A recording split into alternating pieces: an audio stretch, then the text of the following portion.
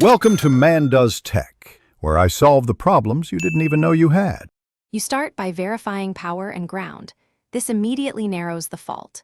With the towing vehicle key on, probe the trailer connector with a 12V test light or multimeter to see which circuits energize. While you test, inspect, and clean the hitch ground, make sure the ground bolt or strap is free of paint and corrosion because a bad ground mimics dead lights. Once you confirm which pins are live and which aren't, move on to trace wiring rather than guessing at bulbs. Once done testing the connector, trace the wiring from the plug to each lamp assembly. You're looking for chafed insulation, pinch points, or disconnected splices because mechanical damage is common.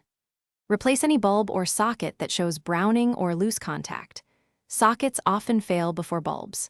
For broken wires, cut back to clean copper, use crimp butt connectors and heat shrink for a solid joint, and solder if you want extra reliability. Then retest the circuit to confirm continuity and voltage under load. To finish, securely fasten wiring away from moving parts and apply dielectric grease to sockets and connector pins so moisture won't return the fault.